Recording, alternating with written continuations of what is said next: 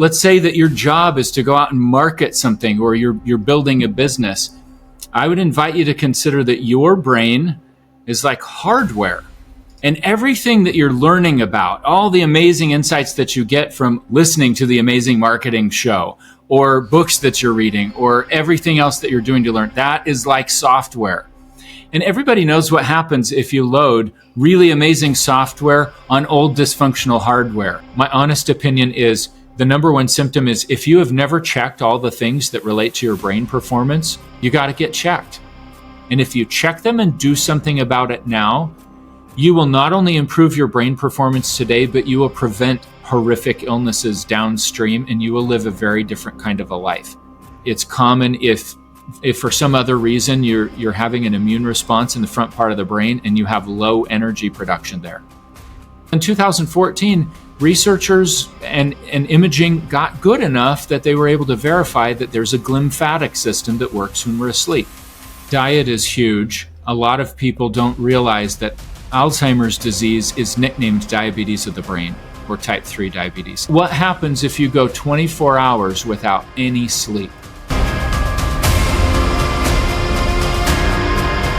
You don't have to be a Super Bowl winning NFL player to have some brain issues and brain damage. In fact, most people have brain issues. And we had a brain cognition expert, Eric Collett, come in and tell us the 3 symptoms you got to look out for. And hey, wait, there's still hope for you. And he tells us exactly what you need to do to solve the brain fog that you've got going on right now. Straight up, one of the things that stood out to me about this episode is that I work all day. I work hard. When I get off of work, I go to be with my family. I don't have the energy. I don't have the cognitive function that I'd like for them. And that says more about me than me just being tired. There's something going on there, and Eric talks about it. This was a great episode. Stick around to the end. We got a great offer for you guys. So check it out. Peace. All right, everybody. Welcome back to the Amazing Marketing Show, where we talk about all things marketing. But today, something extra special that goes even beyond marketing, even though we say marketing isn't everything, but even beyond marketing, let's talk about your brain. Our guest today is going to tell us, what if you had 30% more energy? What if you had 30% more productivity? Or your brain worked 30% better, 30% more focus? I mean, come on, the brain.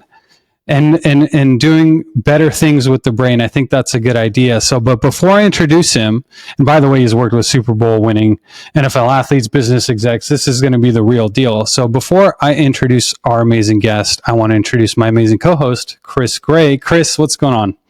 Dmitri, what up? I am living the dream, excited for the show today because we have Eric Collett on. Eric, how are you? I'm doing awesome. All right, tell us about yourself a little bit. Oh, well, I think maybe a good place to start is with Chris's awesome shirt. We were talking beforehand how jealous I am of that shirt. So I'm a certified nerd. And why does that actually matter in the context of marketing?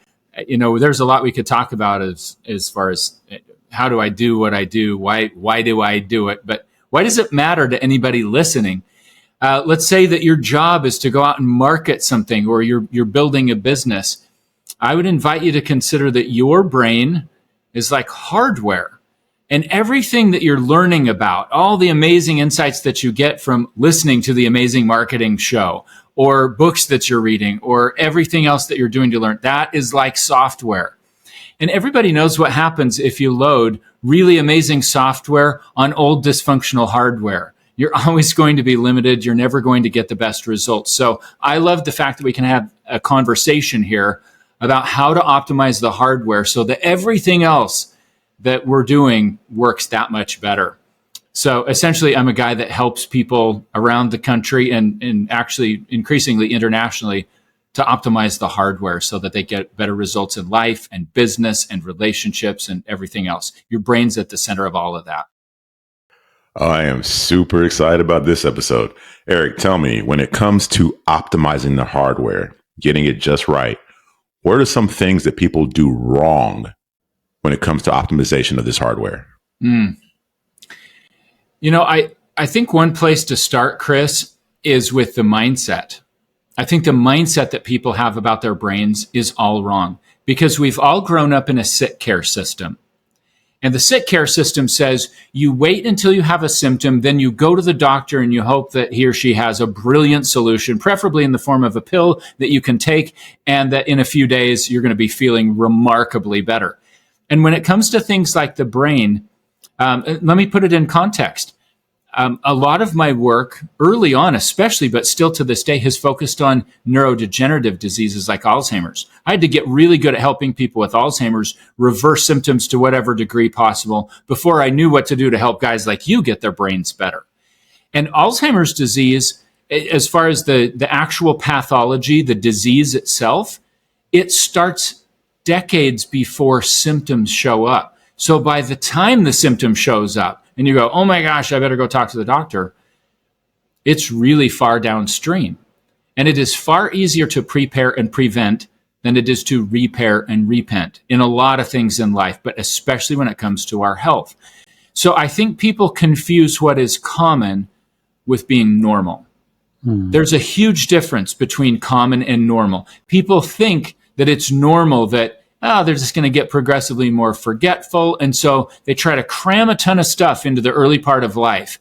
And they burn the candle at both ends and they try to go while they can, because they assume that at some point the wheels are going to fall off the bus, nothing's going to work anymore, and their brain is shot. And that is not true. And progressive cognitive issues, trouble remembering the words that you want to call up in conversation, difficulty with verbal fluency, difficulty with memory, and so forth. Those things are not normal. They're evidence of disease. So if we could just help people shift out of the sick care system and quit confusing common and normal, I think that would be a step in the right direction, and we could build on a foundation like that. I think in this industry in particular, and the pathology that revolves around the brain, I think most people are probably too afraid to even take the first step. Like, well, I don't even want to think about it. Hopefully this is not truly affecting me. I'll deal with it when it gets there. But let's say without going to the doctor, seeing what's the first step somebody can take to at least start improving. Yeah, that's a great question. And I love where you went, Dmitri, in saying, a lot of people are scared to take the first step. People are scared to even get data related to their brain. They're scared to take a cognitive test. And I think that is an outgrowth of people thinking there's nothing that I can do about it anyway. People still think that whatever their genetics are, that's just the whole story. And that is simply false. Genetics loads the gun. Your choices largely are what pull the trigger or not. So in terms of how do you go forward, it's kind of like a lot of my clients have asked me over the years, well, how do I start with this? And I don't remember when I realized this, but at some point on one of my many travels around the country to go speak at a conference, I was looking at a huge bridge. And as I looked at that bridge, I realized that in order to build a massive bridge, you have to start with a very deep foundation. If you're building a foot bridge, the foundation doesn't have to be all that deep. If you're building a huge bridge like the Golden Gate Bridge or some other massive structure, you have to put those pylons deep down into the ocean floor. And so when it comes to brain health, the place to start is actually not something fancy. It's not a special supplement. It's not some medication. It's building what I'd call a healthy foundation. And there are some key things that are really lifestyle related that affect us over time that constitute a healthy foundation. So maybe we could talk about a few of those key things and how to start building that foundation. Man, you guys take care of your bodies. I know you well enough to know you exercise, but what happens if you go one day without exercise? The answer is not much, which is exactly why it's hard to exercise. And if you drink sugary beverages for a day, like let's say you have 2 or 3 sodas for the day, what happens that affects your long-term health? The answer is not much, which is exactly why it's easy to get addicted to them, because you could drink some sugary beverage a few times a day once, and it would not do anything to wreck your long-term health. But if you rinse and repeat that every single day for the next 30 years, it will destroy you. I promise you that. So let's set diet aside for a little bit. Let's even set exercise aside. We'll come back to those. But what happens if you go 24 hours without any sleep? You're wrecked, Delirium. right? So that's a good place to start. But most people don't understand just how impactful sleep is. So let me tell you about some research that came out in 2014. This is based on a theory that had existed since the 1980s, but it was really verified in about 2014. Most people have heard of the lymphatic system. It's like the sewer of the body that moves waste around, and it's involved in our immune response. And researchers have known for decades that the lymphatic system does not go past the blood-brain barrier. And so people have wondered, well, how on earth does the brain get rid of misfolded proteins and cellular waste and debris? How do you get rid of the trash in the brain? And there was a theory that there must be some mechanism that runs probably when we're asleep. Well, in 2014, researchers and imaging got good enough that they were able to verify that there's a glymphatic system that works when we're asleep. So when you're sleeping, as long as you're cycling through the stages of sleep, your brain shrinks a little bit, the fluid-filled spaces, the ventricles, they open up, your body makes about 1.5 cups of new cerebrospinal fluid, and it bathes the brain in that fluid. And just in the last few months, researchers have published a paper on the slow wave norepinephrine release that acts like a pump that literally just syncs up when we're in deep sleep, pumps this waste and debris up, gets it into that cerebrospinal fluid, and then eventually flushes it out of the body. So the key takeaway here is if you are not getting 7 to 8 hours of deep, restful sleep, if you're not cycling through all those stages really well, then the trash is building up. And you might be able to get away with that in the short run, but long term, it will destroy you. Not getting enough sleep by itself is a massive risk factor for Alzheimer's disease. So I know we all grew up with people saying, sleep is for the weak, or I'll sleep when I'm dead. And I'm thinking, yeah, you might get there a little bit faster.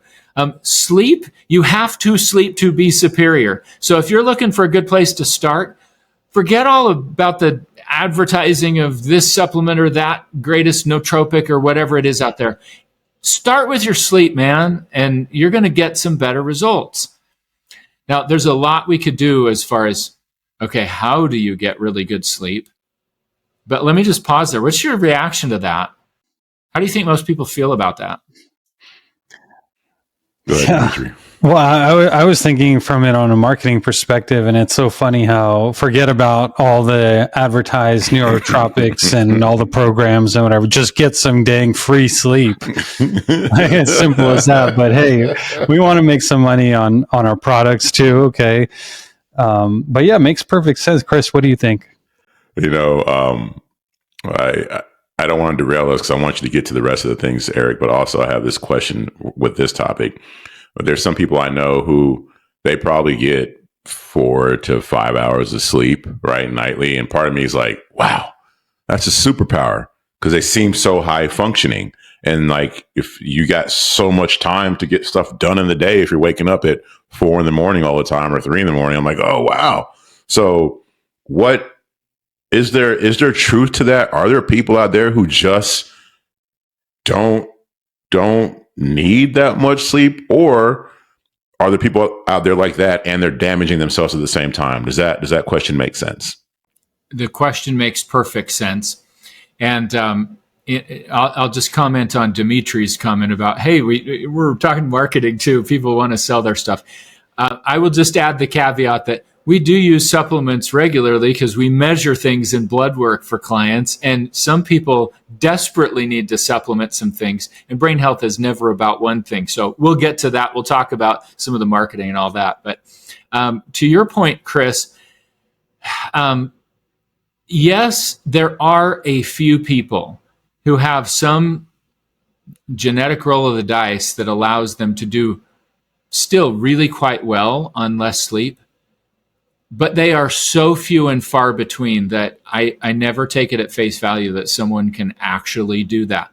I think by and large, the people that are doing that I've met at least, are hopped up on caffeine. They're using other supplements and things to make a difference for them. And it's often amazing to see what they're able to accomplish when they do get more sleep. If you're crushing it on 5 hours of sleep, think of what could happen when you get your brain that much better. And it kind of ties in with one of the things that I think is very important, which is it's critical to measure things as objectively as you can.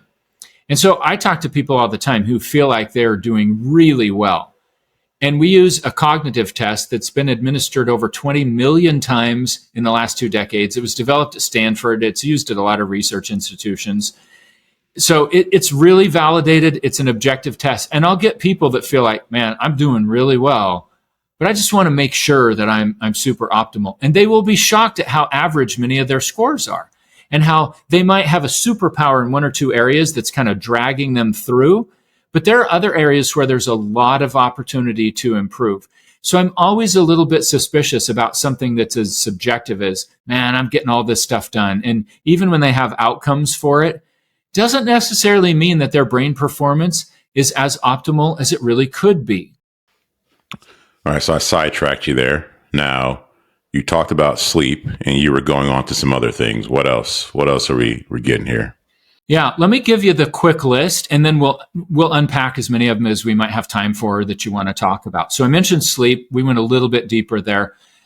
What you eat absolutely matters. So diet is foundational to really good brain health.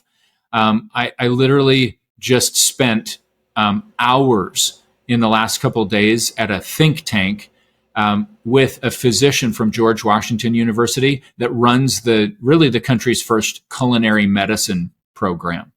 And we talked a lot, like for hours, about exactly how what you eat is affecting your brain health, both in the short term and the long term. So there's a lot we could say about diet and principles that people could leverage. Exercise is absolutely critical for brain health, and a lot that we could say there. Stress management is really important. Definitely brain training. And hey, what actually is brain training? Hint, it's not playing more crossword or Sudoku puzzles. So we could talk about that. And a surprising one that a lot of people have no clue about is dental health. Some pretty cool case studies I could tell you as far as dental health. So of that list, is there anything that really stands out that you think would resonate heavily with some of your listeners that you want to go a little deeper on? Well, I think that our listeners are wondering, I mean, probably, how about this? I'll speak for myself and maybe many others, especially in the last 5 years. Maybe this has to do with screens or maybe something else or attention. Somehow, I feel like my memory is a little bit different than it used to be. And maybe I have more things going on at the same time, or maybe I'm relying too much on technology for screens. I'm just offloading that to, I'll just make a note of this. I'll make a video. I'll write something down, or I'm watching it, or I could always look it up. You know, the big change of the people with a encyclopedia in their mind, I mean, in their house, much less in their mind, are very valuable now. Everyone has it at the tip of their fingertip to look up. So I want to know about memory a little bit more. Can you speak to that a little bit? I know it's not a direct question exactly, but maybe you can speak on it.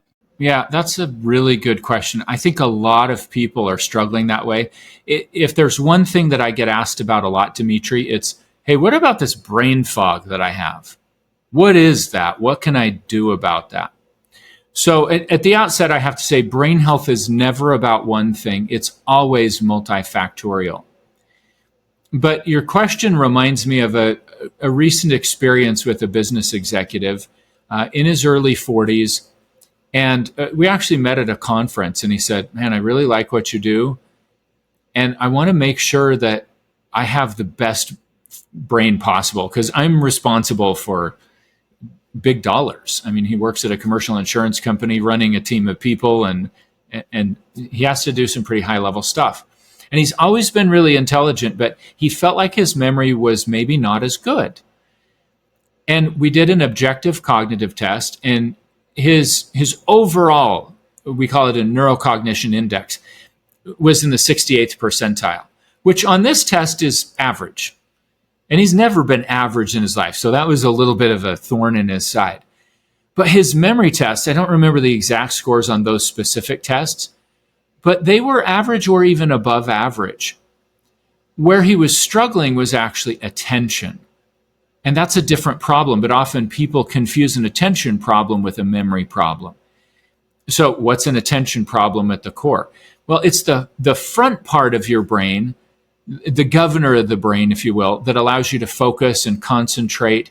It's what allows you to suppress thoughts. You know how we all have inside thoughts and we have outside thoughts, and it's like, okay, that's a thought that I should not say, so I'm just going to suppress that. And we've probably all met people who've lost their filter. That's what happens when the frontal lobe isn't working so well. But when that part of the brain isn't working well, it's like you're confronted with 50 different things you could be thinking about. And instead of having the capacity to say, I'm going to focus on this one thing, your brain is just bouncing around like ping pong balls. That's really common if you've had some sort of a brain injury. It's common if for some other reason you're having an immune response in the front part of the brain and you have low energy production there. And I literally watched this man as we identified some nutrient deficiencies, as we looked at major hormonal deficiencies. Like the master hormone of his brain was super, super low. It was like 12 and it should have been 150 or more. Which hormone is that? It's called pregnenolone. And if you haven't heard of it, don't feel bad. I have clients who are physicians that do primary care, and they're like, why haven't I heard of this? Well, because you don't check it in primary care. That's neuroendocrinology for you. Well, primary care, that's probably a whole nother rabbit hole. And you're talking about sleep and diet and all these things. You look at hospitals, I mean, they're using these rough blue lights and they're waking you up every 2 hours to run tests on you, and they're giving you bad food. So it doesn't even make sense. Yeah, so true. It's not a place to go to get rest. But anyway, I watched this guy's brain performance go from the 68th percentile overall to the 88th percentile about 6 months later. And then he's now been really part of the community and just working on his brain for about 18 months.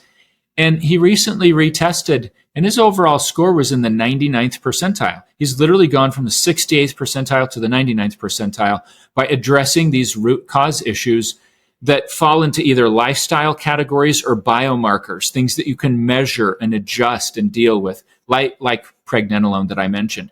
So back to your original question, Dmitri, about memory, you have to start with the question of, is it really memory? Is it a focus and concentration issue? It could go either way. That said, the memory center of the brain, the hippocampus, is very easy to damage. It's one of the more sensitive parts of the brain. One of the most common things that will damage it is chronic stress.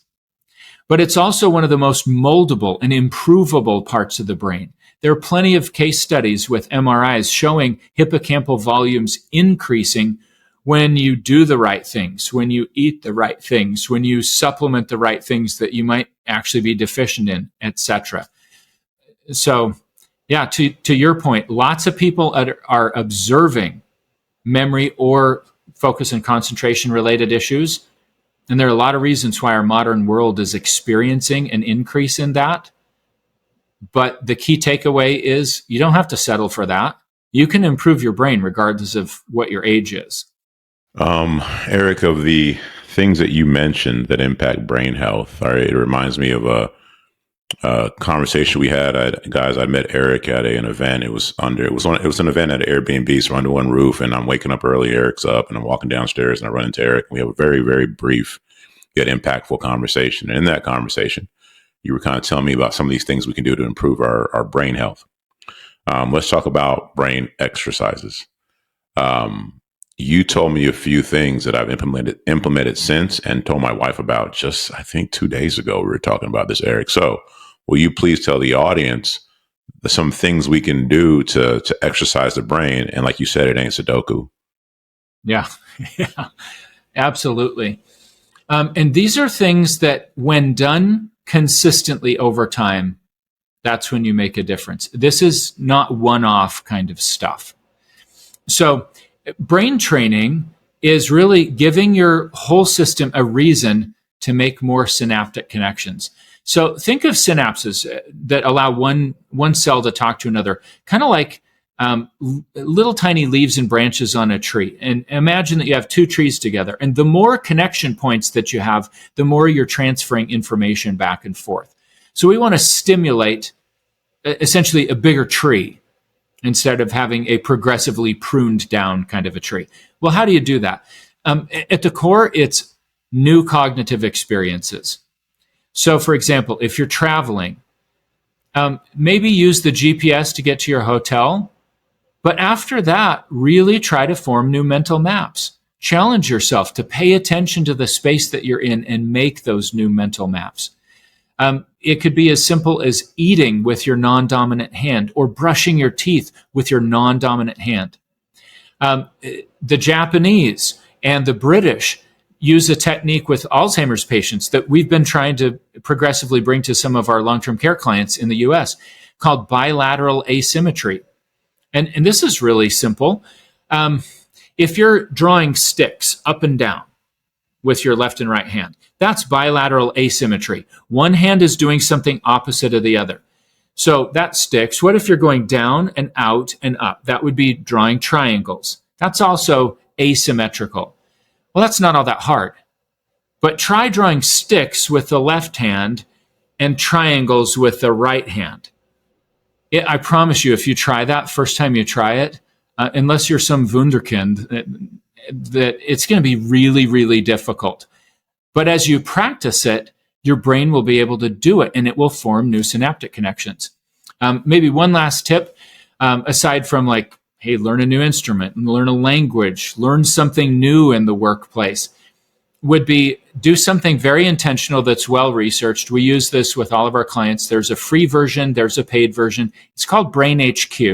I have zero connection with this company, but I admire them greatly and I refer people there often.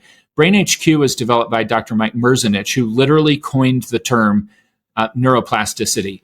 He is one of the top researchers in the field of how do you stimulate new synaptic connections. And he developed an app that is genuinely research-based. It actually works. So if you've never used that to stimulate your brain, just go test drive the free version of that and use it for 5 to 10 minutes a day, and you'll have benefit from that. When you're saying make some new mental maps by not using the GPS, I think I speak for most men out there right now. It's like, I got this, babe, and they got the wife and the passengers. Just use some maps. Like, no, I got it. It's that way. It takes a little bit longer to get there, but hey, we've got our internal compass, and I like to figure it out if I'm not in a rush. Like, hey, who knows what happens? We'll take a new route this time or something like that. Okay, so I have this question. I think most people kind of get it. They're like, yeah, I should get more sleep and I should eat better and all that stuff, but the temptations still happen. And like, what symptoms that somebody is experiencing where they should actually take this really seriously, like sit down and try to do something about it?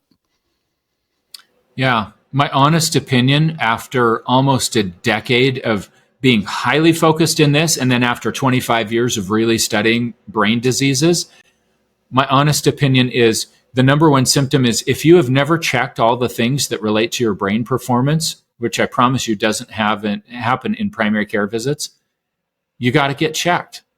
There are tons of things that are at work every single day that are not even going to show up as symptoms until down the road. And if you check them and do something about it now, you will not only improve your brain performance today, but you will prevent horrific illnesses downstream, and you will live a very different kind of a life. So that's the number one symptom. Oh, I've never been checked. Number two would be, do I have any sort of cognitive or mental health symptom? And I say both intentionally. Our mental health is just a symptom of what's going on physiologically. Our feelings are occurring because we have an experience and it gets filtered through our beliefs, our attitudes, our values, our prior knowledge, our neuroanatomy, and it pops out as this neurochemical hormonal thing called a feeling. And we don't have to like what we feel, but it's a symptom. And we should never confuse what we feel with who we are. Let's suppose that you're experiencing really dark feelings. You're depressed. You're sluggish. You're down on things. You've got imposter syndrome like crazy, and you're trying to put on a good face. But inwardly, you are really struggling. You're not broken. That's just a symptom that parts of your brain are producing low energy, which also tells us that your immune system in the brain is flaring. And I'm reminded of a young woman that we worked with who was literally suicidal. And she just thought she was a mess. And this is a girl that was a straight A student. She played 3 sports. They were concussive sports, by the way, more on that to come. She played 2 instruments. Her CV was amazing. And yet she was suicidal and feeling like life wasn't worth living. And when we dug through everything and measured the things we needed to measure, she had deficiencies with her B vitamins, with vitamin D3. She had a genetic issue that was affecting her ability to make energy and neurotransmitters. She had undiagnosed post-concussion syndrome. And on top of all of it, she had herpes simplex virus, which can live in the brain. And she thought that her cold sores were a minor symptom. They weren't. Every time her cold sores would flare up, she would also get a flare up in mental health symptoms. And when she was treated for that, she no longer met the criteria for a bipolar diagnosis or a depression diagnosis. She was off of her medication, living a normal life. And I attended her wedding. And when I talked to her recently, she let me know the great news that she's expecting her first child in December. It totally changed her life. So if you're having those symptoms, you're not stuck with that. If you're having brain fog every afternoon, that's a warning light on the dashboard of life. If you get done with the workday and you don't have the energy to show up and be fully present for your children and your spouse or significant other, that's a warning light on the dashboard, and there's something you can do about that. Yeah, real quick, guys, for all the marketers out there, we love testing, A/B testing, this and that. We're all about testing. It seems about everything except for ourselves. So it makes perfect sense to get tests for blood work, tests for mental cognition. And by the way, is a mindforallseasons.com a good place to get tested? Yeah, it is. We have contracts with LabCorp and Quest. We work with people all over the country. So regardless of where you are, we can support you and certainly can help get those tests done. If you go to a mindforallseasons.com/start, you can learn about the whole process that we developed years ago called the Enhanced Protocol, which involves testing and cognitive test and writing a very personalized precision treatment summary. And then the real magic of what we do is coaching you through it. Everyone needs a personalized approach. They need guidance. And the goal in setting it up was to make sure that several months of treatment would cost less than 1 month in an assisted living facility. Because earlier in my career, I ran those communities, and I want to help people not ever have to live in one. Not because they're bad places, but I've never met someone who wants to live in assisted living or skilled nursing or memory care, and we can prevent that. What a great question, Dmitri, because I was wondering the exact same thing. So thank you. Eric, you talked about sleep being one of the primary things that we need to get for brain health, and lack of it being one of the most damaging things you could do.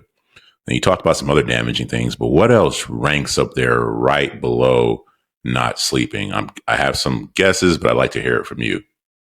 Yeah, diet is huge. A lot of people don't realize that Alzheimer's disease is nicknamed diabetes of the brain, or type 3 diabetes. And even though I don't love that term for various reasons, because there's a lot of nuance to it all, I'm going to go with it. What we eat truly matters. And a lot of people don't realize that the majority of the chronic diseases that are killing us these days are actually driven by what's really causing the massive increase in type 2 and type 3 diabetes. It's a problem of too much insulin in the blood. People think about insulin in a very simplistic way. They think, insulin is what you take if you're a diabetic. No, insulin is a hormone that literally influences every cell in the body. There is no tissue in the body that doesn't have an insulin receptor. And it performs so many different roles, it's unbelievable. Once you understand how insulin affects the body, then you don't see the body the same way again. And you also start recognizing things that you can do dietarily that would make a difference. So here's a couple of fundamental things. Number one, Elevated blood sugar is extremely damaging to the tissues of the body. That is why diabetics go blind. That's why they lose limbs. And if you're eating something like the standard American diet that's filled with a lot of ultra-processed food, that has a lot of high fructose corn syrup, fructose is processed exclusively in the liver.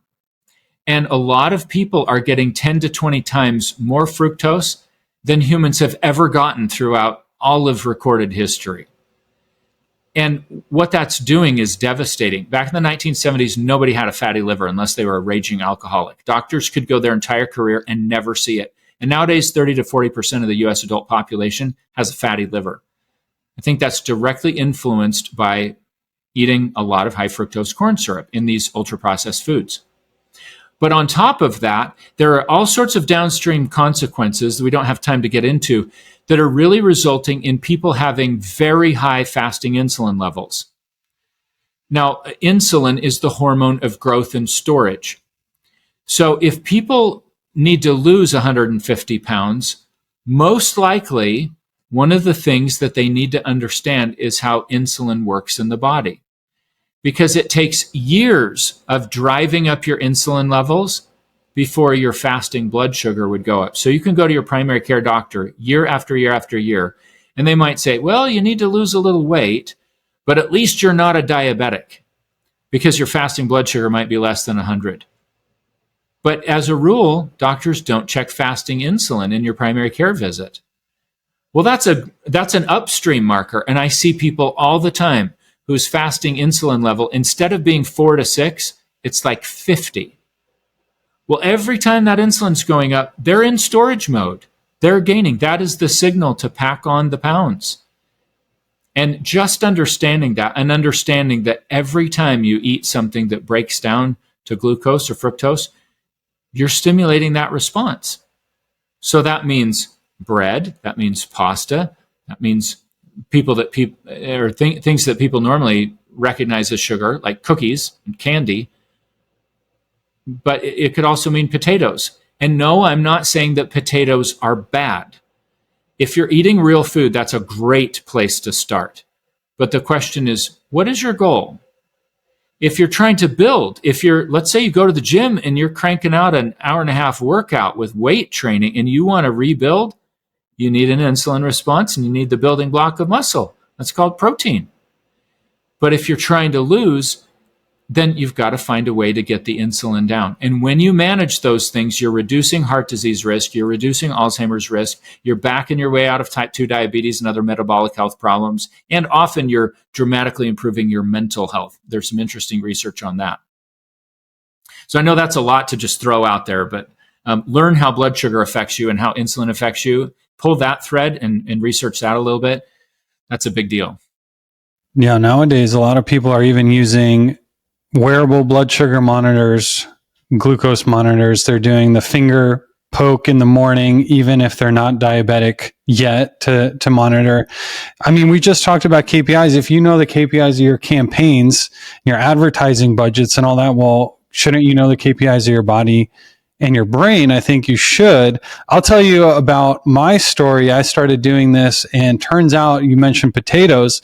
Potatoes actually spiked my blood sugar more than other foods, like similar foods like rice.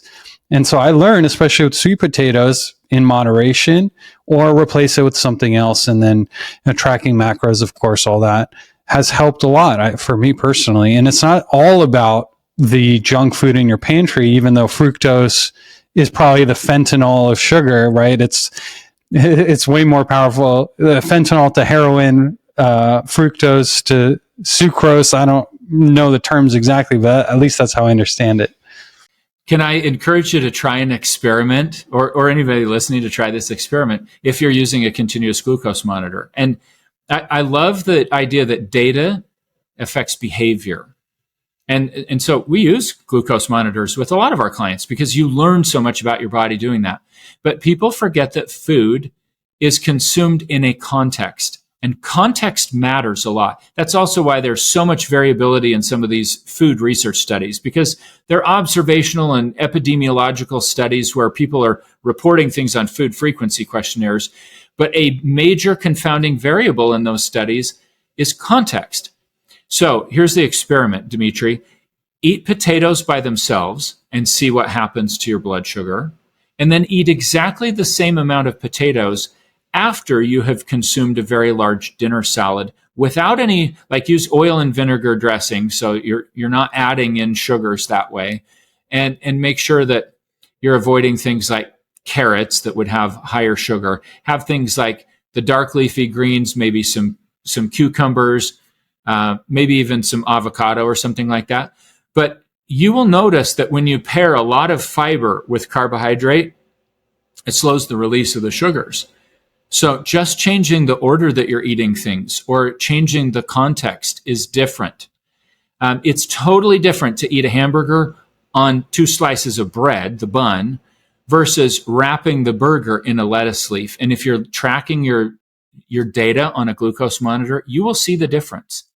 We're talking about sugar, and I kind of have an idea of what the answer might be here, but I'd like to hear from Eric's perspective. What impact does alcohol have on the brain? Yeah, that's a great question. And this makes me super popular at parties. Our opinion at A Mind for All Seasons, based on all the research that we've seen, is that there is no amount of alcohol that is not toxic to every cell of the body in one way or another. It's called an intoxicant for a reason. And now for years, we've asked people, just as we've been coaching them, to do an experiment. We've said, what would you think of going 2 weeks or 4 weeks or even a couple of months without alcohol? And a lot of people have said, yeah, I could try that. And almost without fail, they have come back and said, oh my goodness, I had no idea how much that was wrecking me. Like, I am sleeping so much better. I have so much better energy. And there's a lot of root causes for that. Dr. Matthew Walker at UC Berkeley found that if you're drinking even 1 glass of wine, it can prevent you from getting into REM sleep. Alcohol disrupts metabolism. Alcohol depletes glutathione, which is an important antioxidant. And you're going to fall out of balance and more toward oxidative stress if you don't have enough glutathione. So there's just a lot that happens. That said, people have to make choices. And sometimes I have clients who say, no way am I giving up alcohol, but I am willing to adjust my lifestyle and to be thoughtful about when I use it because I really do want to get good results. And there are ways to make those decisions. So it can be sort of good, better, best as you work through it all. So we teased the Super Bowl winning athletes who are participating in the super dangerous game for the brain. And you've worked with them. So what does that look like? What do they say and how do you help them? There's an organized process for everybody. I mean, there are foundational things to sort through, whether someone's an NFL athlete or they're a teenager. But there are interesting things that we see in those athletes that have had so many concussive injuries. So like one who's been super vocal about it and has said, you can give people my lab data, I don't care, is Gary Plummer, who played for the 49ers for many years and the Chargers before that. He spent 13 seasons in the NFL. Super amazing linebacker. And it's awesome that he's a friend at this point, because I used to watch him as a teenager and cheer for him and Jerry Rice and Joe Montana and Steve Young and those guys. Super cool guy. But when we first met, he was really, really worried about his brain. His buddy, Junior Seau, had committed suicide, and that just absolutely rocked his world. And Gary had found, within a year of retiring from the 49ers, he was helping his brother with a home improvement business, and he had helped him in his off hours a lot. And Gary told me, one of the first conversations that we had when I said, hey, what's prompted you to really look for further help? He said, I was changing a doorknob on this work project. And it was something that I'd done probably 50 other times. And he said, I found myself realizing I couldn't remember how to change a doorknob. And he had also observed that he would go from 0 to fighting mad, just like that. So he had taken himself off the freeways. He would not drive. He wouldn't travel without hiring a handler to meet him at the airport and walk with he and his wife through everything. Because if anything went wrong, if there was a delay or cancellation or something, he was a rage monster. And he hated that about himself. That is not Gary. He's a really kind man. He was brilliant in school, and he was not feeling brilliant. He had to quit speaking publicly as much as possible because he couldn't remember his train of thought. When we measured him, his overall neurocognition index was in the 47th percentile. And we've watched him go over the last few years to the 95th percentile. He's crushing it now. So we found in him a lot of the key things that we find in people that have had concussive injuries. His omega-6 to omega-3 fatty acid ratio was way skewed. You need both of those fatty acids to have a healthy brain, and ideally in about a 1-to-1 ratio, because omega-6 allows us to have inflammation, omega-3s allow us to calm it. Inflammation is like fire. Fire's not good or bad. Fire will cook your food and keep you warm, but it'll also burn your house to the ground. And inflammation is the same thing. You need to have an immune response when it's called for, and you need to be able to shut it down when it's time to. And I don't remember his exact number, but it was something like 18-to-1, omega-6 to omega-3. So he was way better at starting the fire than putting it out. And so we had to use some high-dose omega-3 fatty acids in a triglyceride form to correct that. He had issues with his B vitamins. He had blood sugars that were running too high.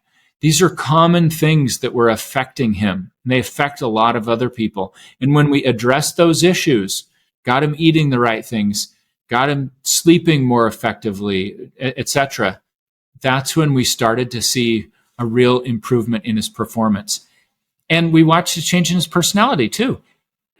Well, Dmitri, that was a fast one.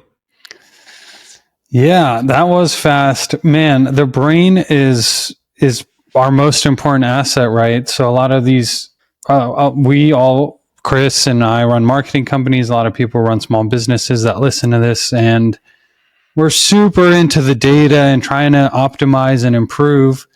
And what about our most important asset, the brain? So there's a mindforallseasons.com/join.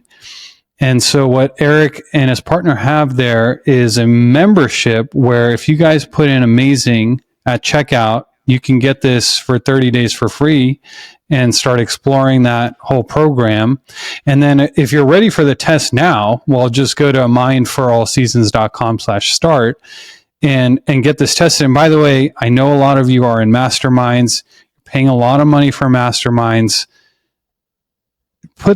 Use this investment on your brain in any way your business is going to do better because of that.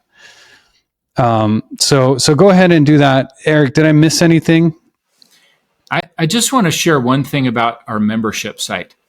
People need to learn, and people are out there frantically trying to learn stuff. The word is out that you can make your brain better, but there is so much information, it's really hard to sort through it. So part of what we put together in our membership site is online office hours that you can come to multiple times a week. You could talk to me personally. You could talk to Randy, our medical director. You could talk to our nurse. And it's $25 a month. And like Dmitri said, you can get it for free for 30 days if you just put in the code word amazing at checkout. But you could bring your own labs from your doctor or from Function Health or wherever, and we will coach you through how to apply things. So even if you can't afford to get blood work done, it doesn't mean that you can't start moving forward in a meaningful way to learn the things that you need to know to get your brain better. So I just invite you to come and join a group of people who have left the sick care system and said, I'm not going to wait until the wheels fall off the bus. I'm going to take charge now. I'm going to get better results today because I want to live the very best quality of life that I possibly can. So if that's you, then just come join a group of cool people. We'd love to hang out with you. Yeah, I think that's a great point, is that the brain is malleable in both directions, I think. So you can damage it by not getting sleep, getting a concussion, having a bad diet, etc. But you can also fix it, right? So, and we have the test, you guys know, and you guys have the protocol. So this is not something insurmountable. And the sooner you start, the better. it's a big deal. So I really like that. Thank you for giving our listeners that code. You're welcome. Can I jump in with an assessment that anybody can take for free? Please. This might be a really good place for someone to start.